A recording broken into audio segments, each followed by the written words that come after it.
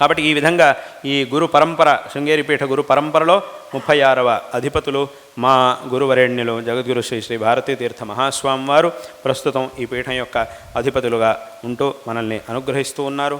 మా గురువరేణ్యులు తమ యొక్క విజయయాత్ర కాలంలో చాలాసార్లు ఇక్కడ అనంతపురానికి వచ్చారు.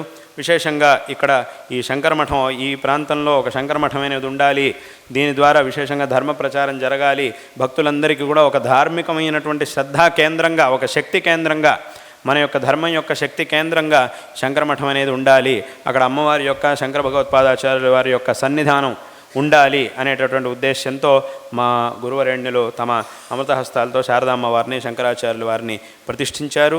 తదనంతర కాలంలో ఇక్కడ గణపతిని కూడా ప్రతిష్ఠ చేయడం జరిగింది. ఈ విధంగా ఈ శంకరమఠం అనేది ఇక్కడి ఆస్తిక భక్త మహాజనులందరి యొక్క శ్రద్ధా కేంద్రంగా ఇది విరాజమానం అవుతూ ఉన్నది. ఇది అత్యంత సంతోషకరమైనటువంటి విషయం. ఈ సందర్భంలో మీ అందరికీ కూడా మా యొక్క నారాయణ స్మరణ పూర్వకమైన ఆశీర్వాదాలని తెలియజేస్తూ ఉన్నాం.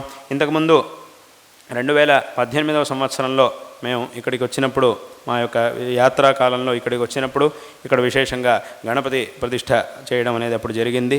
తదనంతరం మళ్ళీ వచ్చినప్పుడు ఇక్కడ అమ్మవారి యొక్క సన్నిధిలో, శంకరాచార్యుల వారి యొక్క సన్నిధిలో పంచలోహ మూర్తిని ప్రతిష్టాపన చేయడం అనేది జరిగింది.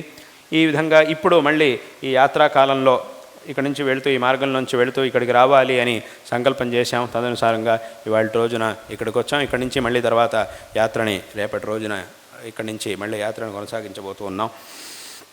ఇవాళ రోజున ఇక్కడికి వచ్చాం. మీ అందరికీ కూడా మా యొక్క నారాయణ స్మరణ పూర్వకమైన ఆశీర్వాదాలని అందరికీ కూడా తెలియజేస్తూ ఉన్నాం. అందరూ కూడా విశేషంగా ఈ ఒక ధర్మ మార్గంలో ఇదే విధమైనటువంటి ధర్మశ్రద్ధ, ఇదే విధమైనటువంటి గురుభక్తి, ఇదే విధమైనటువంటి భగవద్భక్తిని కలిగి ఉండాలి. తద్వారా విశేషంగా ఆ భగవద్ అనుగ్రహానికి పాత్రులై ఈ జీవితాన్ని సార్థకపరుచుకోవాలి అనేటటువంటి విషయాన్ని ఈ సందర్భంలో అందరికీ కూడా తెలియజేస్తూ ఉన్నాం. మనం తెలుసుకోవాల్సినటువంటి విషయాలు చాలా ఉన్నాయి. ఇంకా ధర్మానికి సంబంధించినటువంటివి మనం తెలుసుకోవాల్సినటువంటి, అంటే ధర్మం అంటే ఎవరిదో కాదు, మనదే.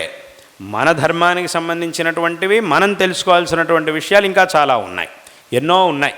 కాబట్టి ఈ విషయాల్ని చక్కగా తెలుసుకోవడం ద్వారా అందరూ కూడా కృతార్థులు కావాలి. ఇవాళ రోజున అందుకే కొన్ని విషయాల్ని ఇవాళ రోజున ఇక్కడ చెప్పడం అనేది జరిగింది.